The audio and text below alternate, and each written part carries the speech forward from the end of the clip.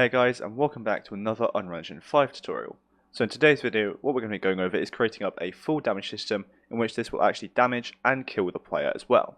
So what we're going to be doing is using a system which we've already created previously of actually damaging and healing the player. So you don't technically need to follow that to do this, however it is very beneficial, and I'll leave a link to that in the description down below. But let me hit play and show you what we're going to make today. So if I were to just jump, what you'll notice is my health doesn't go down. Let me actually just heal the player very quickly like so. So we're at full health. If I just jump from this height maybe, what we should do is have a tiny bit of damage, so not too much. If we jump higher, we'll do more damage, and so on and so forth. You obviously know how full damage system works, but I'm just showing it in this case as well. And this is very easy to customize and set up, so you can change how far you have to fall to do a certain amount of damage, and how much damage each fall will do as well. So for example, if I were to fall from all the way up here, this should kill the player like so. And so I did heal a tiny bit before I went up as well, just to show you it working. And I've kind of slightly disabled the death system just so I can continue walking about and showing it off like so. But you get the idea. Obviously, again, you know what a full damage system is. So without further ado, let me delete this code and I'll show you how I've done it. So the first thing we want to do is we want to open up our character blueprint. So for me, that's going to be Control Space to open the content browser. Content, third person, blueprints, BP, third person character. And this is the only place we're going to be doing code. So again, like I mentioned earlier, we've already got our damage system set up here, and our healing, and all that good stuff, like so. So what we're going to do is create a variable first before we do anything else, naming this TMP DMG, or temp damage, or temporary damage, whatever you want to name it. And this is just going to help with the calculations of our damage on our full damage system.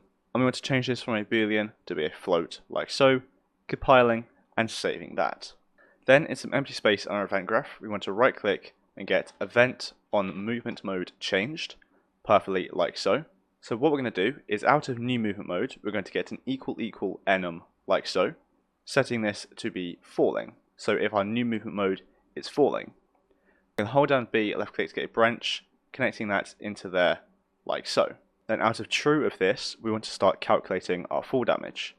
So we're going to go all the way up here out of true to give us plenty of space and get a re-triggerable delay like so. And it wants to be re-triggerable so that if we fall a small amount and then start falling again, it's going to restart immediately. It's not going to have to wait for the whole system to end. It will restart because it's re-triggerable, so it will re-trigger the delay.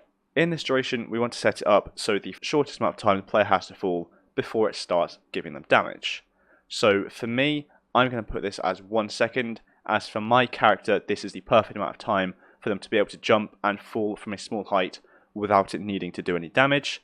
Again, this might be different for you if you've changed about the gravity or the jump velocity or anything along those lines, or you might just want it to be higher if you wanted.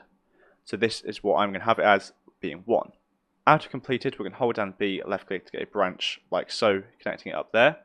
With the condition of this being getting the character movement, and out of this doing is falling like so, connecting that straight into the branch there like so. And the reason we're doing this is because obviously once this delay finishes, we want to make sure the player is still falling, not they've started and now they've stopped, because if they have stopped, we obviously don't want to increase the amount of damage, or in this case, damage them. So out of false, we're not going to do anything. Out of true, we want to hold Alt and drag in our temp damage variable we created earlier, so to set the temporary damage. First of all, I'm going to set it to 5. So the lowest amount of damage it will deal is going to be 5. Again, you can obviously change this for you, but that's going to be perfect for me. Then what I'm going to do is select the delay and the branch and the set damage, Control C, Control V to duplicate it just underneath it like so, with the set temp damage going into the new re-triggerable delay like so. I'm also going to double click the execution line to get some root nodes just to keep it looking nice and organized, and make sure that I've connected in the is falling into that branch as well. So now everything here is good. We obviously just need to make sure we change the delay and the temp damage as well. So how I'm doing it is the delay is going to now be 0.25. Now you can obviously change this for whatever you want. Again, it just means the lower this number, the quicker it's going to be between each damage increase. The bigger the number, the lower it will be, so the longer and higher the player has to fall. So again, obviously this will just be customizable for you. What you can do is also just go into your level and just start falling from different heights and timing it. So jump from a place where you wanted to do a certain amount of damage, see how long that takes, and then put that duration in here. obviously accounting this. So if it's going to take 2 seconds, you'd want this one as 1, because that's 1 as well. So I hope that will make sense. Then we just want to duplicate this again. So I'm now going to duplicate the top one again like so, but including the is falling and the character movement here. Control C, Control V down here like so. Once again, connecting this up as we just did before. I'm going to move this up a little bit as well, like so. The delay for this one, I'm going to again have a 0.25, and I also forgot to change the damage last time, sorry. So I'm going to change the damage of this one to 20, I'm increasing it quite a bit. Then for this one, I'm going to go to 40, perfectly like so. Then I'm going to duplicate it one final time like this, we'll just move this down, connect it all up like so, as we have here. This duration of the delay I'm going to have as 0.1 instead, and the damage to be 100. So this one here is going to fully kill the player. So if the player's been falling for over a second, it will be 5 damage, over 1.25 seconds, it will be 20 damage, over 1.5 seconds, it will be 40 damage, and over 1.6 seconds, it will be 100 damage, so kill them instantly.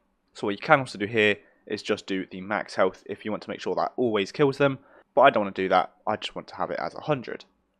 So we'll compile and save that there. And that is now going to be our system for calculating how much damage we should deal to the player. Again, this is very easy to customize, so you can add more of these on and do as many as you like, change the duration of the delays, and change the damage in the temp damage variable as well. Now what we need to do is actually deal this damage. So what we're going to do is come down underneath the event on movement mode changed here, right click and get event on landed. So once the player actually lands from falling. In here, all we're going to do is simply apply damage with a damaged actor being get a reference to self, as we obviously want to damage the player, and the base damage is going to be our temporary damage, which we've just created earlier. Very simple like that, that's all we need to do, and then after this, we then want to make sure we set the temporary damage back down to 0, so then when they next fall, it will be restarting from the beginning again, as you'd expect. So let's compile, save, minimize this, and hit play to test it out. Let me heal all the way up to full, jump here, we're not going to take any damage. If I were to jump from up at this height, we should take a small amount like so that was 5, and if we jump from higher up, we should deal more damage to the player like so, and again, and so on and so forth, as you saw at the beginning of the video. The higher we fall from, the more damage we're going to deal, and again, you can set it up how you like, perfectly like this. And there are different ways of doing this system, so for example, when I did it in UE4, I did it based upon speed rather than how long you've been falling for. Different games do it different ways, it's really just up to personal preference of which you prefer, and I decided to do it this way in UE5, like so. So I think that'll be it for this video, as we've done everything we want to do. What we've done is we've set up a full damage system in which we can deal damage to the player using a previous system we set up of dealing damage and healing the player. So once they've been falling for a certain amount of time from a certain height, so on and so forth, we're going to be doing a certain amount of damage perfectly like so. However, you did just see there, obviously, if we then do kind of get stuck somewhere and fall down slowly, as you saw, it's going to then do damage, which is why you sometimes might prefer doing the speed version instead of the falling version, as it's then based on how fast you're going, not how long you've been in the air. Again, it's just different versions, and I'll leave a link in the description down below to the speed version instead of the delay version.